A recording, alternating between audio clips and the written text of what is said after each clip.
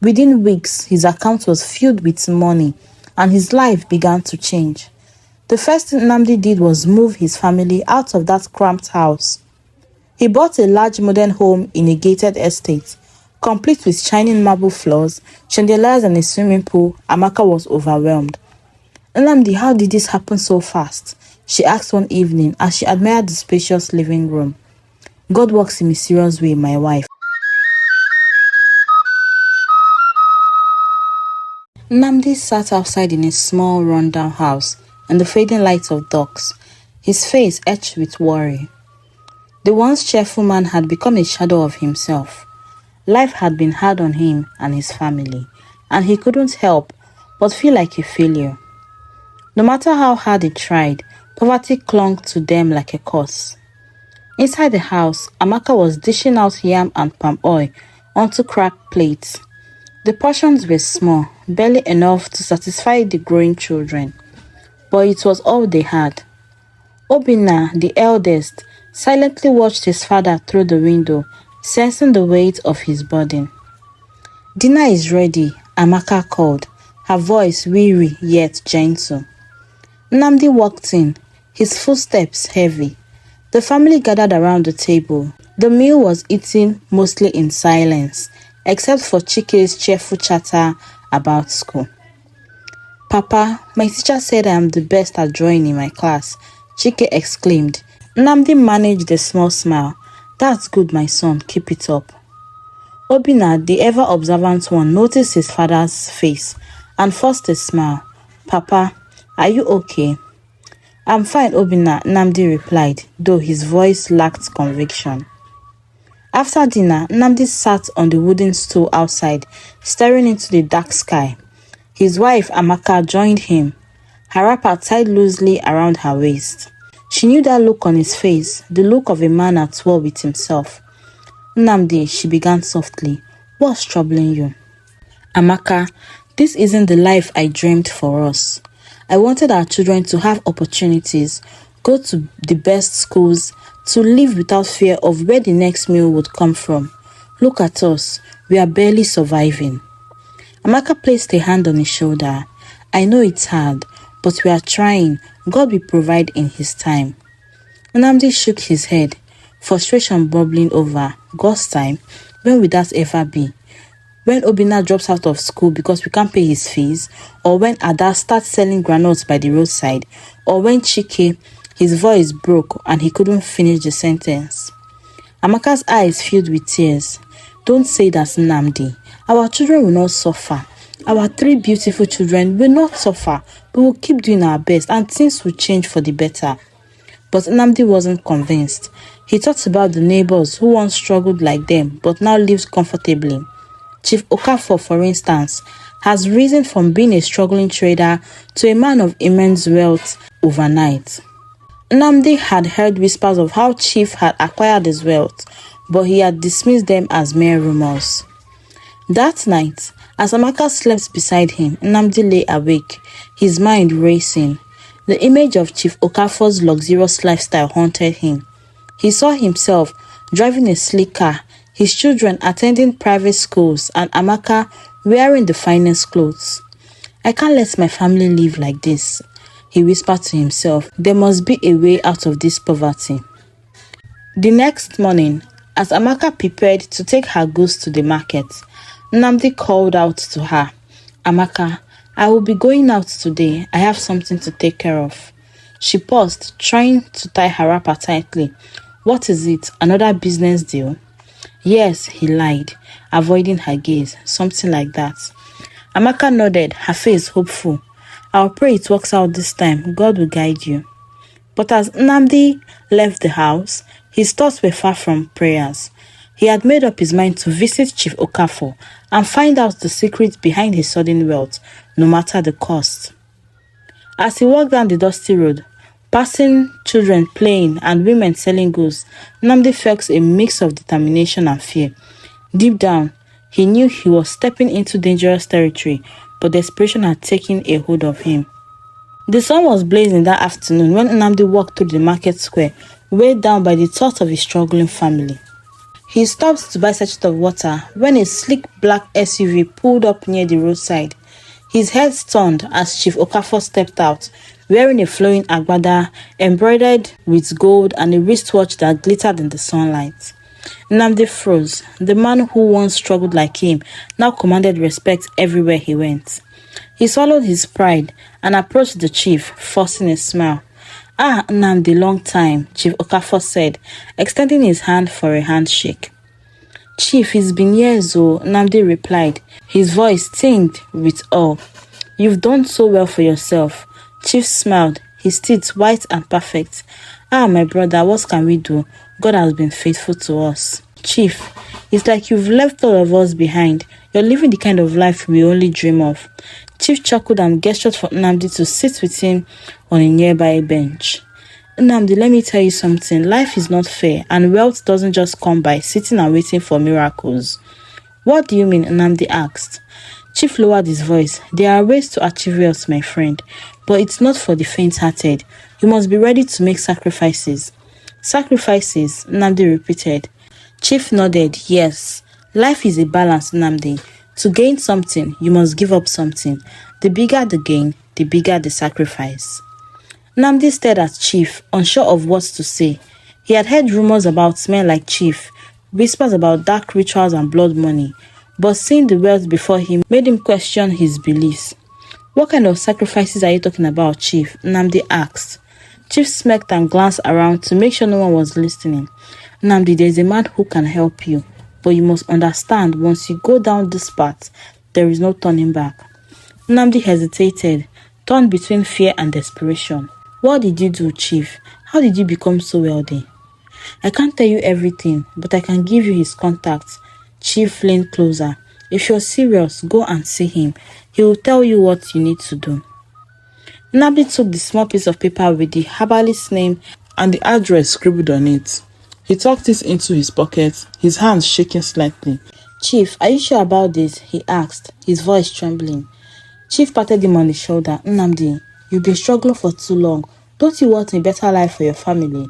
Look at me. Do I look like I regret my decisions?" Nnamdi glanced at the luxurious car and the confident way Chief carried himself.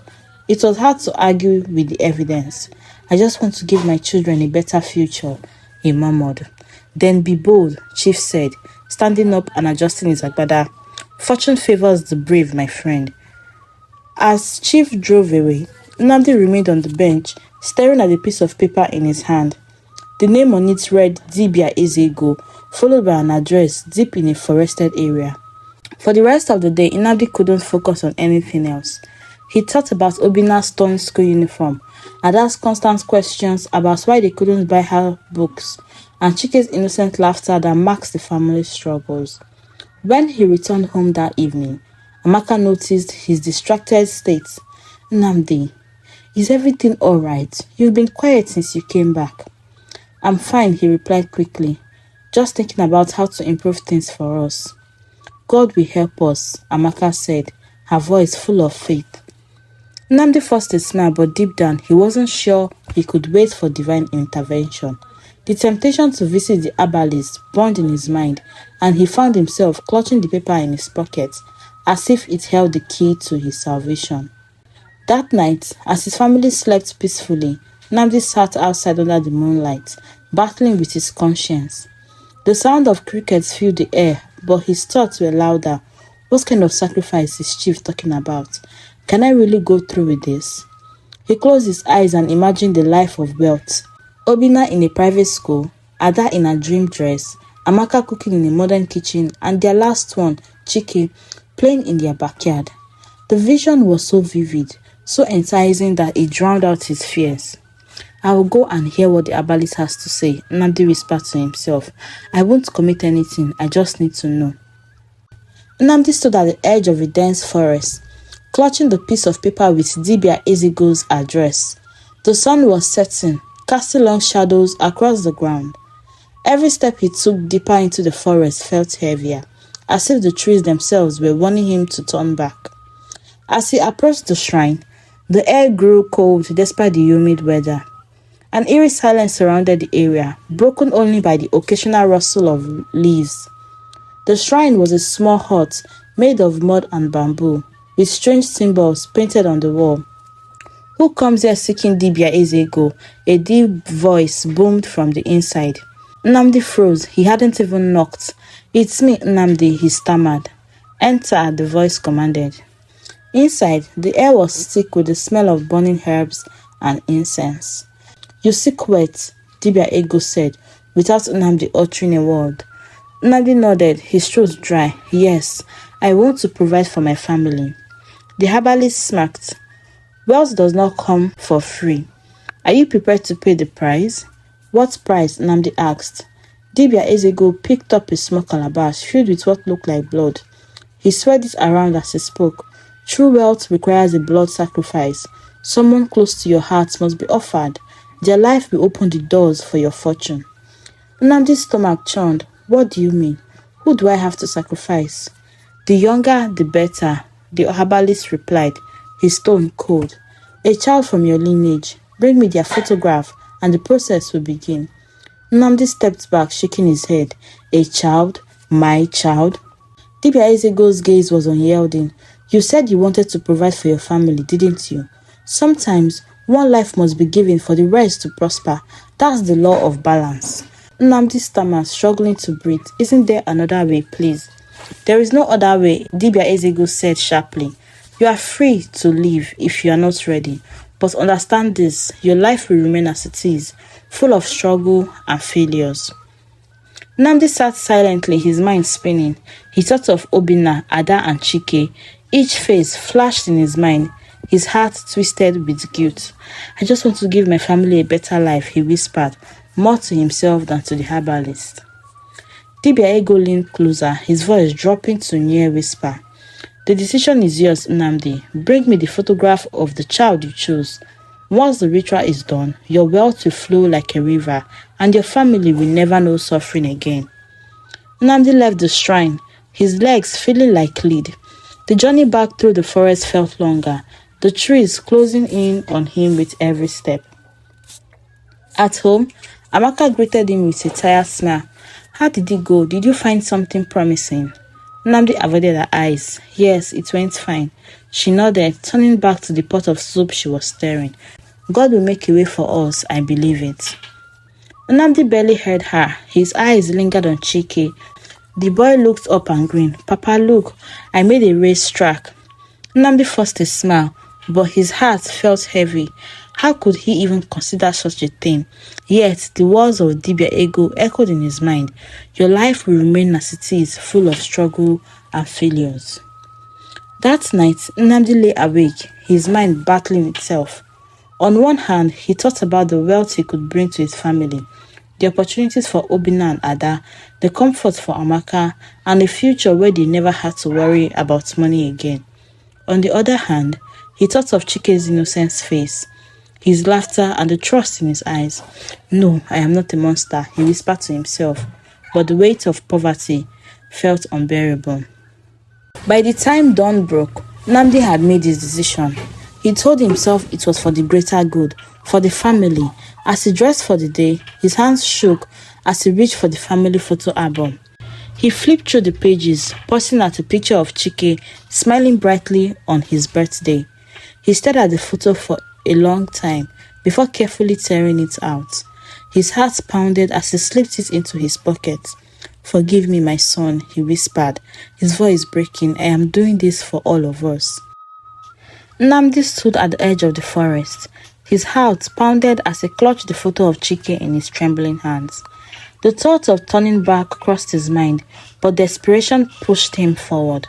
His family's struggles haunted him, and the promise of wealth from Dibia Ezego loomed like a lifeline he couldn't ignore. He arrived at the shrine, where the air was heavier than before. Dibia Ezego was already waiting, seated cross-legged on the floor, surrounded by burning candles. "You have returned," Dibia Ezego said, his voice low but commanding.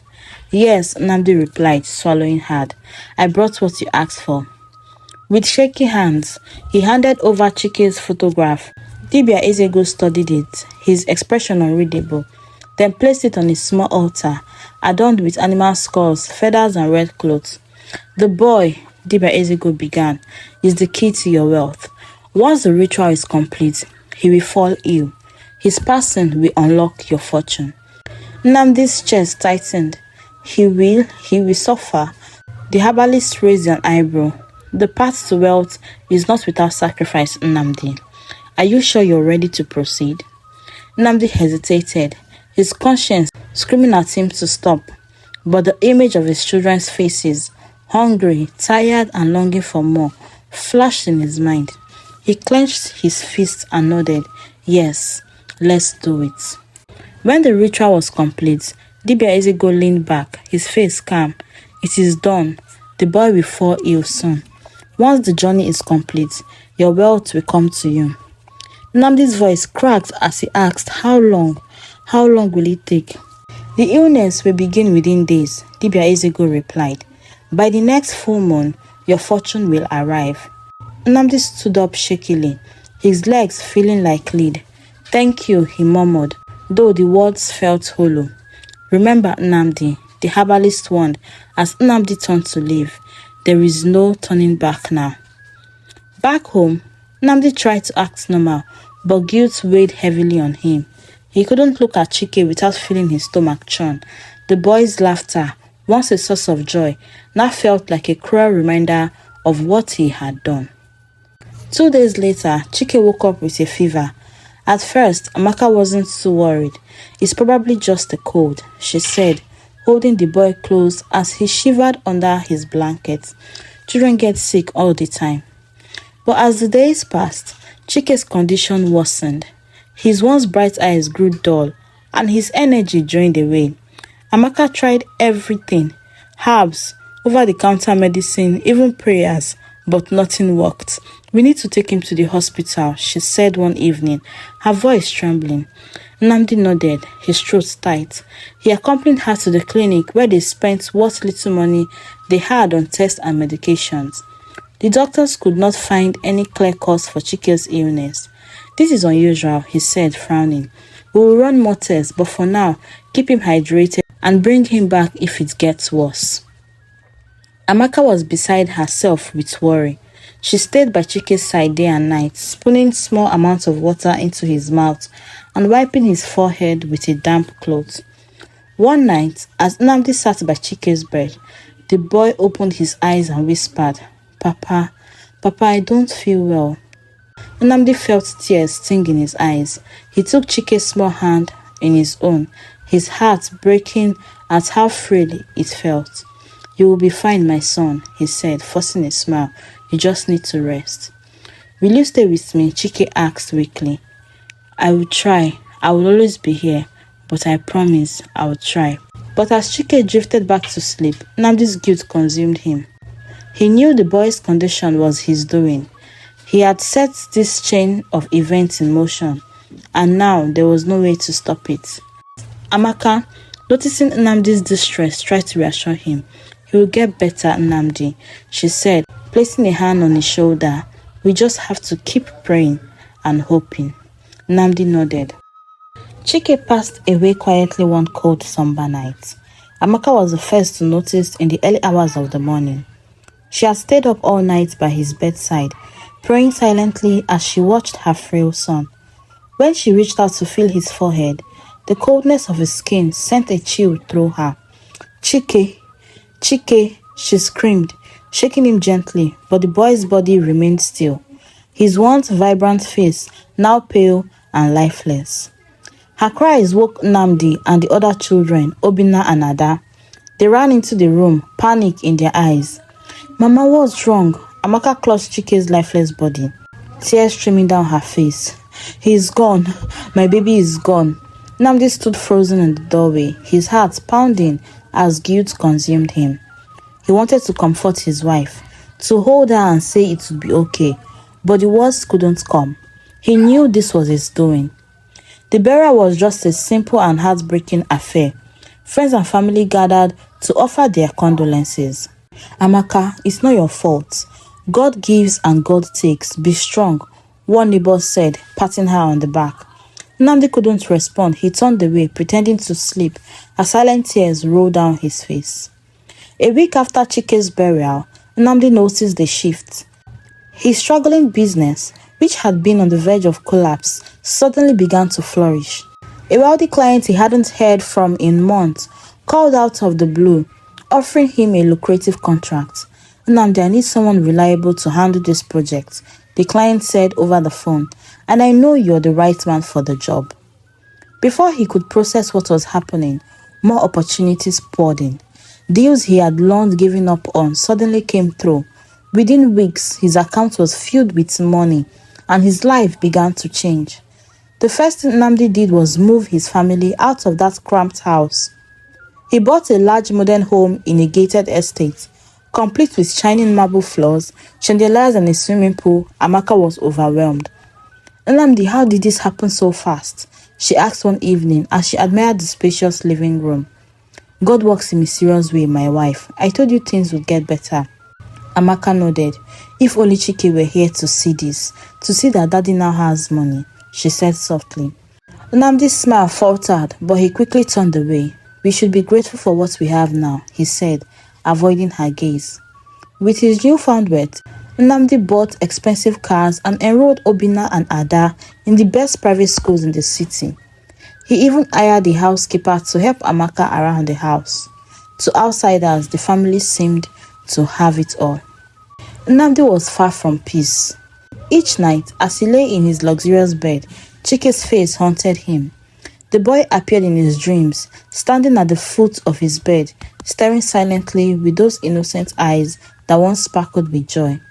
"Papa, why did you let me go?" Nnamdi would wake up in a cold sweat, his heart racing. No amount of money, no material possession could silence the guilt that ate him away. One evening, he sat in his home office, staring at his bank account balance on his laptop. The numbers were impressive, more money than he had ever seen in his lifetime. But instead of feeling joy, he felt a deep sadness. Was it worth it? He muttered to himself. Was all of this worth Chike's life?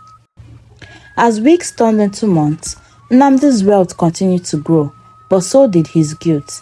He attended lavish parties, dressed in designer clothes, and mingled with the elite, but none of it brought him happiness.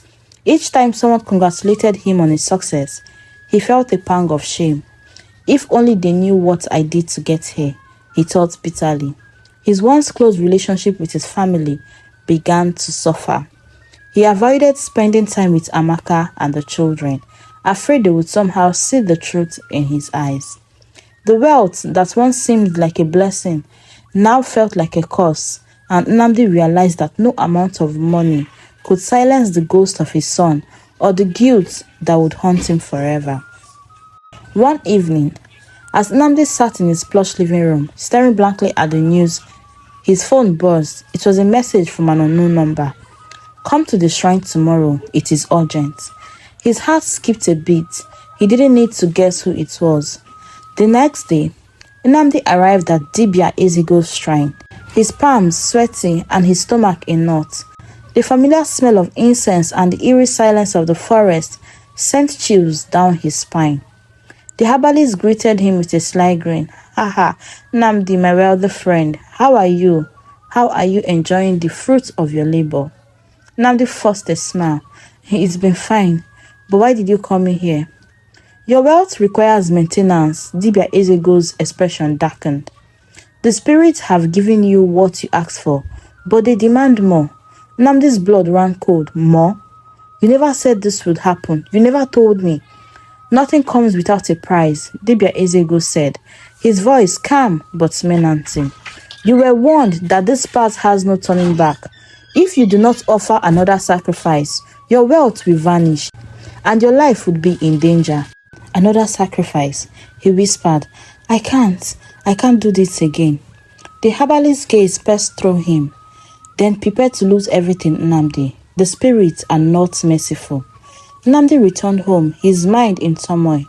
He couldn't bear the thought of losing another child, but the fear of poverty and death gripped him.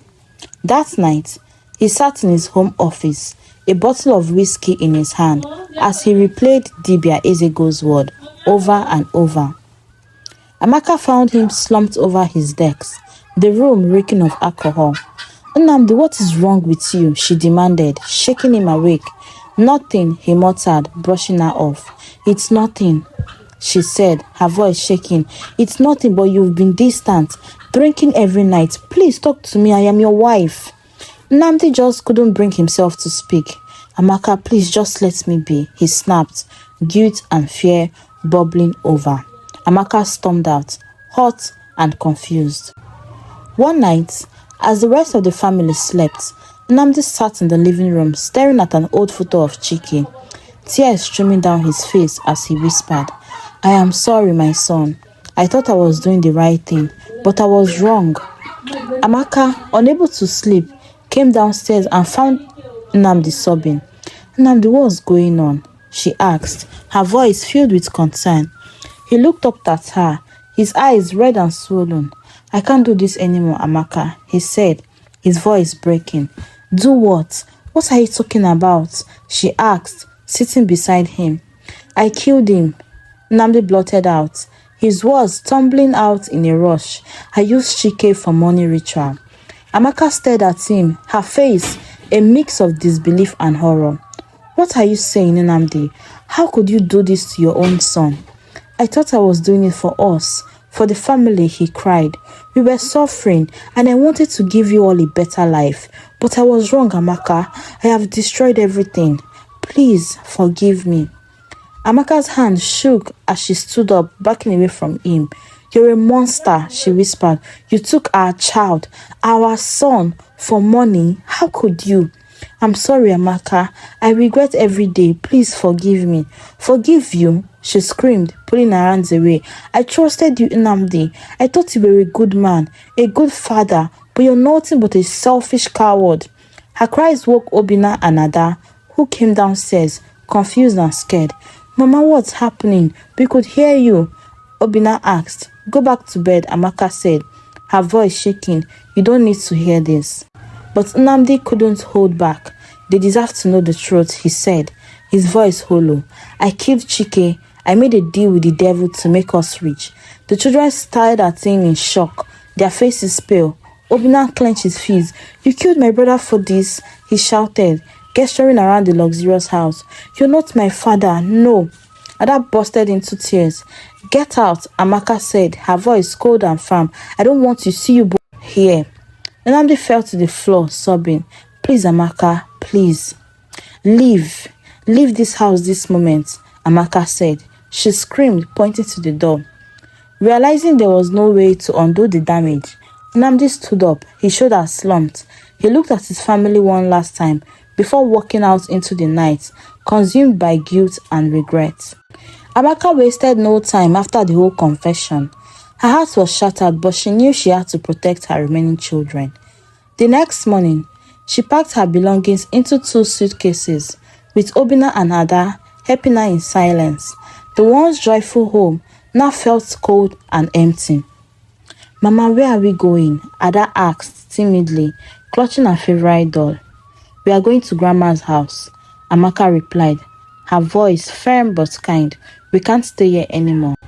Obinna said nothing. He simply carried the heavier bags to the car. His jaw clenched. He had vowed never to forgive Nnamdi for what he had done. As Amaka walked to the door with her children, Nnamdi appeared, disheveled and desperate. Amaka, please don't do this, he begged. I know I made a terrible mistake, but I need you now. I need my family now. Amaka turned to face him. Family? You think you still have a family after what you've done? You're a monster, Nnamdi. If you could sacrifice your child for money, then what else can't you do? You sacrificed your own son, and now you want forgiveness. No, you have to live with this curse alone, not with me and my kids. Her words hit Nnamdi like a hammer. He sank to his knees, sobbing, but Amaka didn't look back. She led Obinna and Ada out of the house, leaving Nnamdi alone in the empty room. The news of Nnamdi's confession spread quickly in the community. Whispers turned into outright condemnation. Mothers warned their children to stay away from him, and neighbors avoided him on the streets. He killed his own son for money, one woman whispered to her friend. What kind of man does that? As Nnamdi walked through the village, people spat on the ground or turned their backs. The wealth that had once brought him admiration now became a source of scorn. His contacts dried up, and his so-called friends abandoned him. One by one, his cars were repossessed, and he was forced to sell the luxurious house to pay off debts. Nnamdi moved into a small, dilapidated shack in the outskirts of the village. The once proud man was now a shadow of himself, his guilt eating away at him like a disease. Years passed, and Nnamdi's life continued to spiral down. He had lost everything: his wealth, his family, and his reputation. He wandered the streets of the village like a ghost, muttering to himself and haunted by visions of Chike. Papa, Papa, Papa, why did you let me go? The boy's voice echoed in his mind every night. Nnamdi would wake up drenched in sweat, clutching his chest as if trying to silence the pain in his heart. The once bustling shrine of Dibia Ezego was now abandoned. Rumors spread that the herbalist had disappeared, leaving behind a trail of cursed clients who had met tragic ends. Nnamdi's wealth had come at a steep price, and now even the source of that wealth had vanished, leaving him to face his torment alone. Parents used the story to warn their children about the dangers of greed and the devastating consequences of immoral choices. Nnamdi's story became a lesson for generations to come, a stark reminder that no amount of wealth could ever replace the love and innocence of his family. His life was a tragic testament to the price of greed and the irreversible damage it could cause. In the end, he learned too late that true wealth lies in the love and unity of those we hold dear. The story teaches that greed and the pursuit of wealth at any cost can lead to devastating consequences. Sacrificing love, family, and moral integrity for material gain only brings pain, regret, and isolation. True wealth is found in the bonds of family, love, and the simple joys of life, not in material possessions or fleeting riches. In the end, choices driven by selfishness and desperation can destroy everything that truly matters. Thank you so much for watching this fantastic story on African Stories by Tiana. Please don't forget to like, comment, share, subscribe, and turn on the notification bell for more amazing stories. See you next time.